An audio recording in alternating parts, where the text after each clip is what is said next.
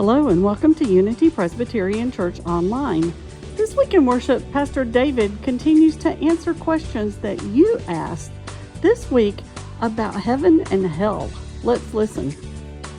Well, we've got actually 3 questions today because they all kind of combine and link together.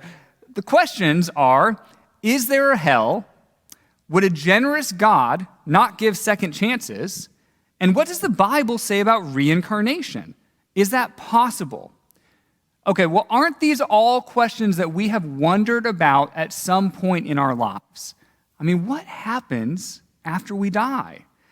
Sadly, sometimes we're told, hey, we're not supposed to ask those sort of questions. No, you just believe, right? Just have faith. Don't really ask those questions. But that's not what we're saying here today. No, at Artisan Church, we want you to ask questions because it's the community of faith that together then has to explore those questions. And so that's what we're doing today with these 3 challenging questions. We are coming together as a community of faith and exploring them.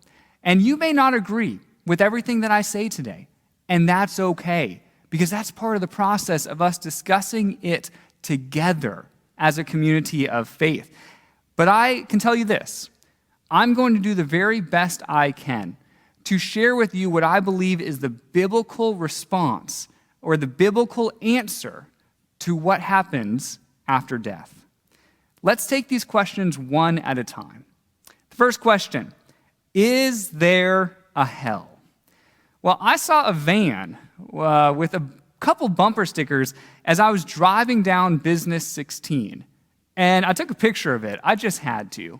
And look at the first bumper sticker. It says, sin kills. And then it's got a skull and crossbones. It's got little flames next to the skull. And then a Bible verse, which just kind of breaks my heart that those things are all going together. And then under that, it says, are you saved? And to the right of it, it says, eternity in hell is a long time to be wrong. I was driving behind that car, and I just thought to myself, really? Really? Is that what the Christian faith teaches? Are we trying to scare people into heaven? I mean, are we trying to teach that if you don't become saved in this life, no matter how long or short that life is, that the consequence is really an eternity of torture? I mean, are we really trying to say that you can have an all-loving God on one hand, and then say on the other hand, but the majority of people who have ever lived are going to be tortured by that same all-loving God for all of eternity? I mean, as I drove behind that van, I just kind of kept getting madder and madder, thinking, well, what happens if a 13-year-old teenager who's confused about their life and trying to figure out everything, what if that person dies without knowing Jesus? Or what about the remote village in Africa, where that person who's grown up in that village has never had an opportunity to even know Christ? What are we saying happens? Something is not right with that bumper sticker understanding of hell. Now, do I believe in a hell? Yes. Yes, I do, but not the bumper sticker version of hell. I believe in the biblical version of hell. And as Christians, I believe that we need to reclaim the biblical version of hell. Now, let's start here. If someone asked you, what is hell? How would you respond? How would you describe your vision of hell? Well, since the Middle Ages, a Christian's view of hell has been heavily influenced by a piece of literature not named the Bible. You may have heard of Dante's Inferno. Yes, Dante was born in 1265, and he wrote what's called the Divine Comedy. And in that book, it's a fantastical journey of a person who's exploring hell.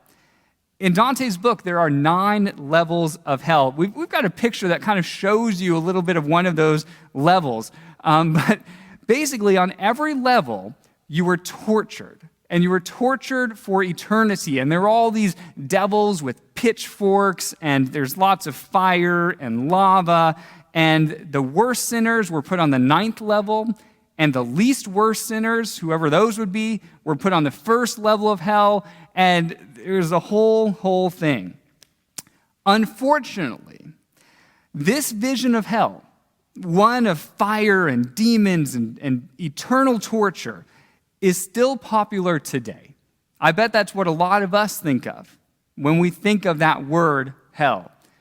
But I'm not convinced that that is the biblical version of hell.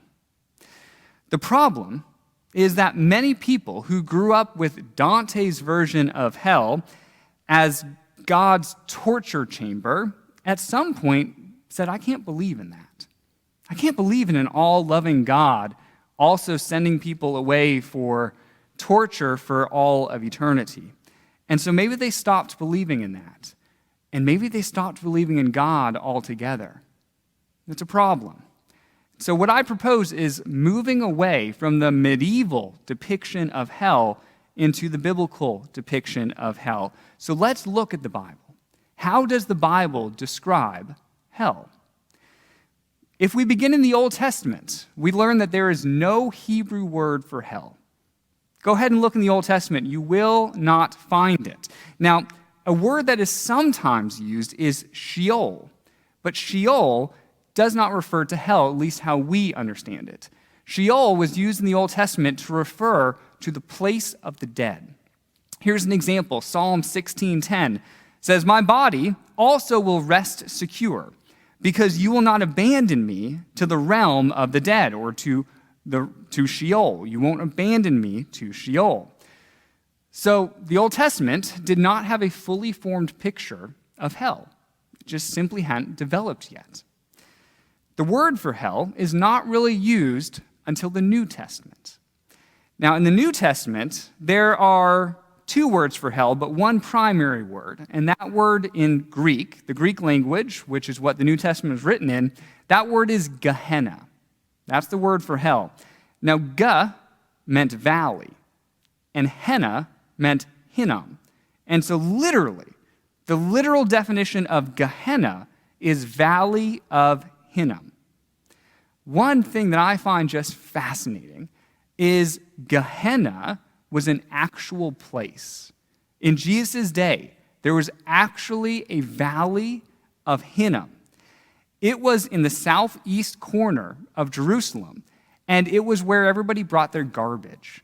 And there was a nonstop fire going in the garbage dump to get rid of, obviously, the garbage.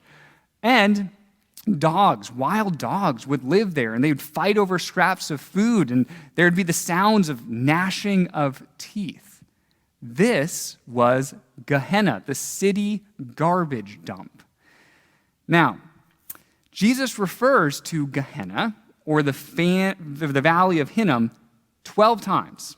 12 times in the New Testament. Let's look at some of these examples.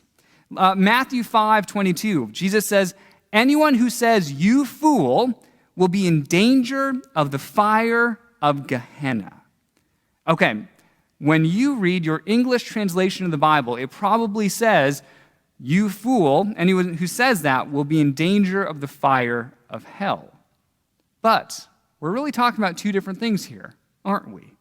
I mean, it's different if Jesus is teaching that, hey, careful, if you're viewing other people as fools, or less than yourself, you're really not walking towards God. You're walking more towards like the city dump, right? That's different than to say that Jesus is saying, okay, careful. If you view others as fools and less than yourself, you're really close to burning in hell for all of eternity. Those are different things, right? Those are very different things. And here's another example. When in Matthew 5:29, Jesus says, if your right eye causes you to stumble, gouge it out and throw it away. It is better for you to lose one part of your body than for your whole body to be thrown into Gehenna. So again, here, what is Jesus teaching? Well, it's better to lose a physical body part than to spiritually be living in a place like Gehenna, the city dump. The majority of the depictions of hell in the New Testament encourage people to live a different way today. Jesus was talking about how you live today. Jesus wasn't trying to scare anybody into heaven or to scare them into believing in him because of some sort of eternal torment that's he's having held out in front of them, going, careful, that's coming. Instead, he's saying, no, how you live today matters. Now, that's the majority of biblical texts when they talk about hell in the New Testament. But some biblical texts do talk about where a person spends eternity. So, in an eternal sense, what do we mean when we say heaven and hell? Let's move there for a second. I want to touch on heaven. Same question. If someone asked you, what is heaven like? How would you answer? What would you describe? What would you say? When I was a kid, I envisioned heaven as just sitting on fluffy clouds with angels. I thought, that's probably heaven. And then when I got a little bit older, I think I was a teenager, I heard a sermon once about how heaven was like a non-stop worship service where you're worshiping God the whole time, and it's almost like one marathon church service. And I remember thinking to myself, ooh, maybe I don't want to go to heaven. That sounds really boring. But as I've aged and I've continued to study this, what I've come to believe is that at its most basic, heaven is the presence of God. Think about that for a second. As Christians, we say when you die, you will go to heaven.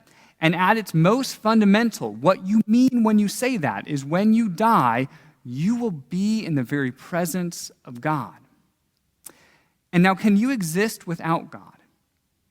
You can't, right? No, God is the author of life. God is the creator. God created you, and God created me. We cannot exist without the breath of life within us that comes from God. And so I've come to believe that hell is the absence of God. If heaven is the presence of God, then hell would be the absence of God, a place where God is not. And life apart from God is truly non-existence. Now, I know we end up asking when we talk about these topics, okay, but who ends up in heaven in the presence of God, and who ends up in hell, meaning outside of God, the absence of God, this non-existence? Well, the Bible does speak about a final judgment, and it occurs at the end of time.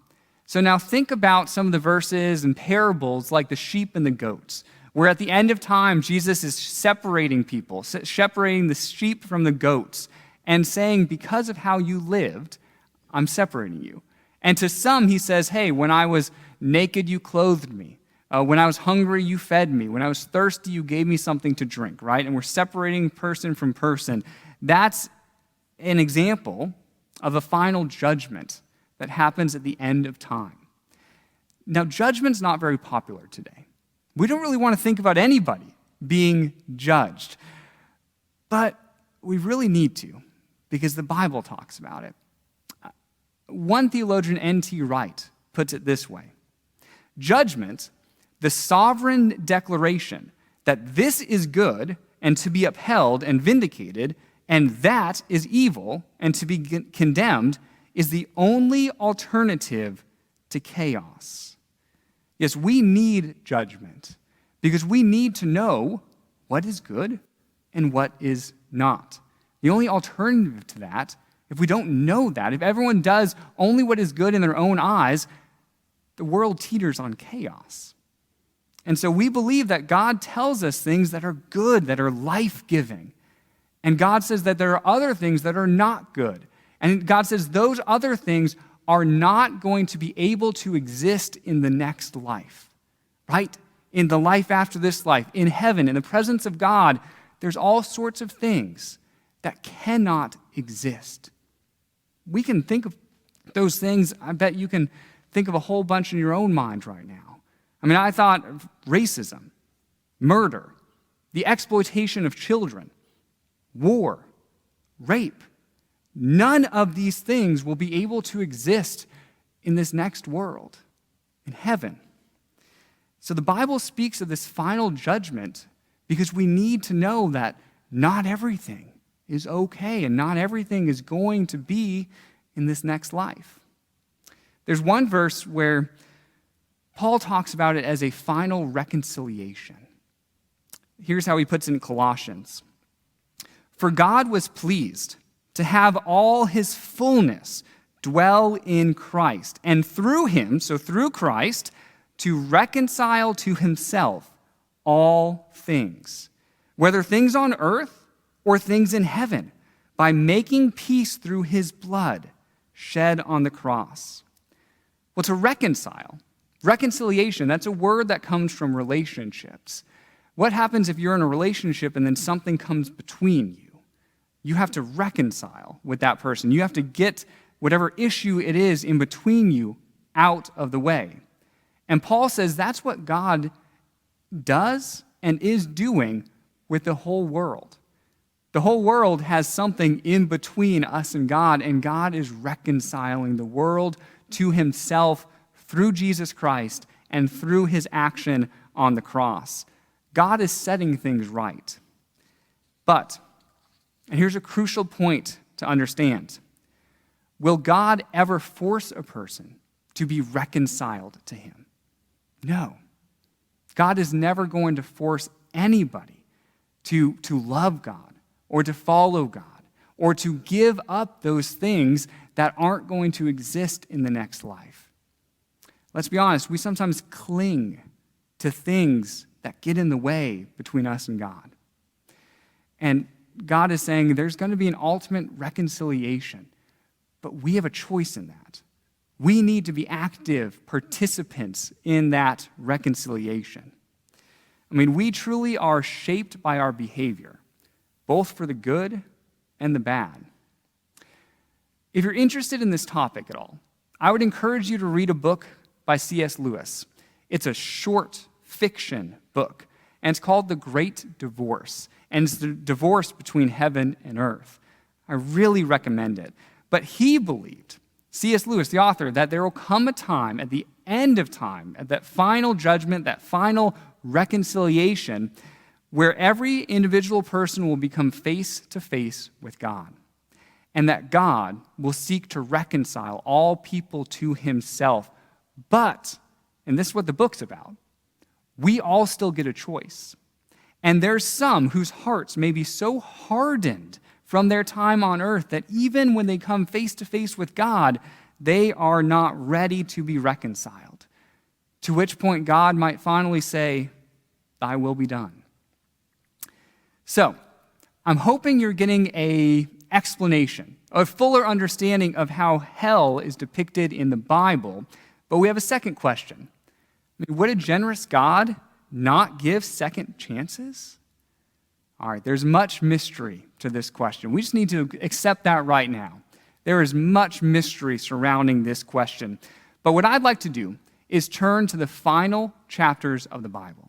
This comes from Revelation chapter 21 and 22. The images of Revelation cannot be taken literally. They're not meant to be taken literally. They are symbols.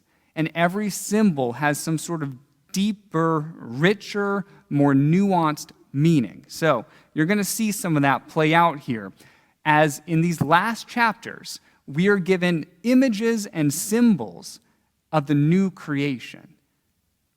In the beginning of the Bible, in Genesis, God created, right? There was the initial creation. But then there was also sin. There was also Adam and Eve, representing all of humans, declaring their independence from God. And then you have the whole story of human history.